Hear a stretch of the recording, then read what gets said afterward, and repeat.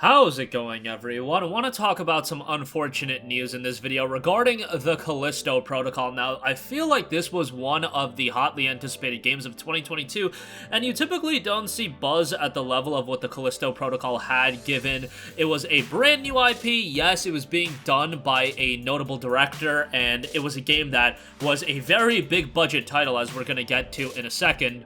But I remember heading into the release of this game that people were incredibly excited for the game, and I was as well, and we talked about this game a lot heading into the release, and I had some high expectations for the game. And an atmospheric, single-player driven survival horror title was something that I was really excited for. It was a gruesome game, and there was a lot of aspects to the game that I liked, and I talked about that quite a bit. Now, I had played the game on PC, and unfortunately, this was one of the disaster areas for the Callisto protocol, because this game was an absolute nightmare on PC. Launch day, absolute train wreck, where a lot of people had a litany of issues with the game, especially on PC, from the low frame rates, frame rate chugging, stuttering was really bad, to the point where a lot of people in the Steam review section called the game the stuttering protocol, and I imagine people bought the game on Steam and a lot of people did refund the game. Ultimately, the issues with the Callisto protocol, for me, from a personal standpoint, did extend beyond just the performance issue. Those performance issues were absolutely there. However,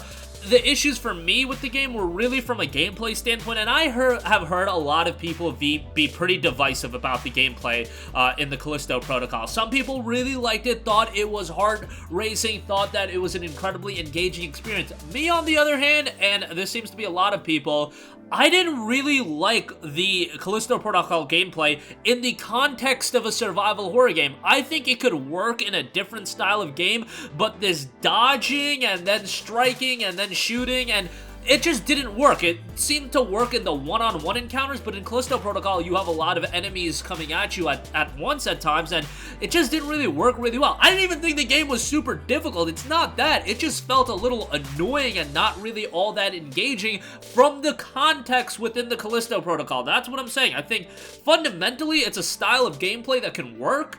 I just think within the environment of the Callisto protocol, it was just a jarring gameplay style. I think this game had a lot of strengths, though. I think narratively it was incredibly compelling. I think from an atmosphere standpoint, my god, this game is incredibly engrossing, and the horror that it actually sets in within the game and the tension it creates, I thought that was really well. And obviously, visually, the game looked quite well. It was a cross-gen title, so, you know, it was limited to an extent by that, but it looked very, very good. Unfortunately, from a sales standpoint, it looks like the game did not do all too well. Now, it was noted, and this is coming from Benji Sales on Twitter, great Twitter follow if you're into the analytical and financial side of game development and the gaming world. He's really been on top of the Hogwarts Legacy hype and build-up as far as that game, and that's one of the reasons when you look at all of the stats that Benji's put out, it's easy to see that game is going to be really big. But it was noted Krafton's new Callisto protocol, which was released last month at a cost of about 200 billion won. Now, won is a different currency.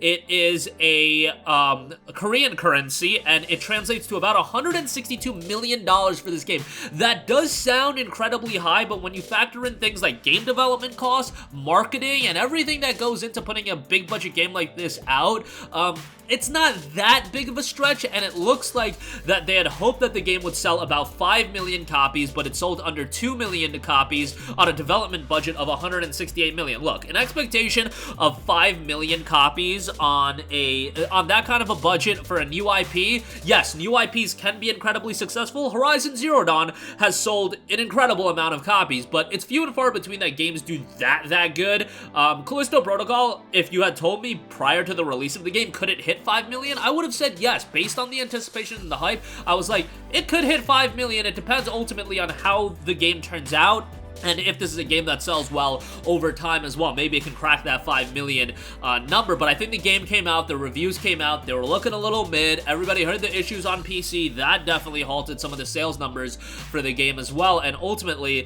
the game has not done all too well. And also, it is noted that it is observed to badly influence its future performance due to sales shortage. I imagine that is pointing towards follow-up titles, which this is a game that's gonna get more content. There was a season pass, and ultimately come summer of 2023, there will be story content that will be added to the Callisto Protocol. Currently, Callisto Protocol does have a mixed reception on Steam as well. I believe it's at 60% positive reviews, which isn't horrendous, but for Steam standards, that's not what you ideally want to see. You know, games like Sonic Frontiers and One Piece Odyssey are doing very, very well from a Steam review standpoint, and a game like Callisto Protocol obviously had more anticipation than those titles. I don't think that's too much of a stretch to say.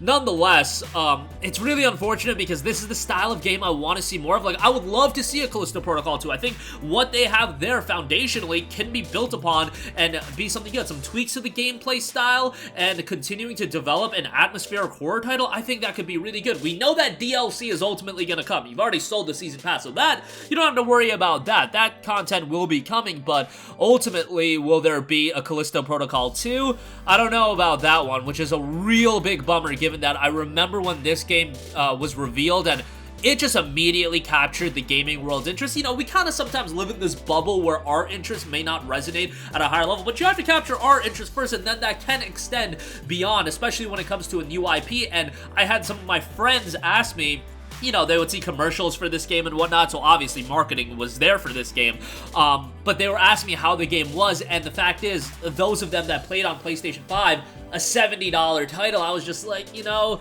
it's a little bit on the shorter side. The gameplay's not killing it for me. I would probably say wait on a sale for this one. And then obviously for my boys that were playing on PC, I was just like, man, read the Steam reviews, read the issues that people are dealing with this game right now. I can't in good faith say that this is a game that's worthwhile to buy given all those issues. And even beyond that, even beyond the issues on PC were absolutely prevalent and they were not great, but there were issues beyond that in the sense that this game had issues from a gameplay standpoint that ultimately I didn't see it being worth the full $60. And again, you could say that it was a shorter game. I don't really have a problem with that. You know, shorter games can be fine. A 10-hour game, even at a premiere cost, I think Dead Space Remake's going to turn out really well, and I think a lot of people are going to end up buying that, and I don't think it's going to be a huge issue that that game's $60 or $70 or whatever. 60 on PC, 70 on consoles. Resident Evil has been around for how long, and those games are generally received really, really well. It's not like Resident Evil games are super lengthy, and those are games that, you know, you play through once, maybe you put them down, and then you'll go back to in the future as well. But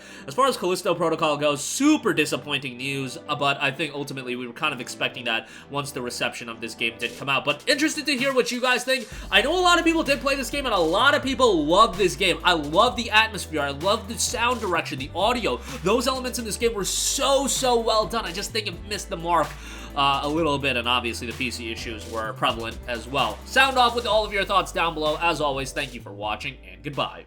Hey guys, we hope you enjoyed the video, and if you did, make sure to hit the subscribe button, and if you're already subscribed, do us a favor and hit the bell icon. This way you'll be notified whenever we post a new video. That's the best way to keep up with all of our uploads, and we usually try to upload 2 videos a day. And with the bell icon hit, you'll be notified whenever we do upload a video. As always, thanks for watching.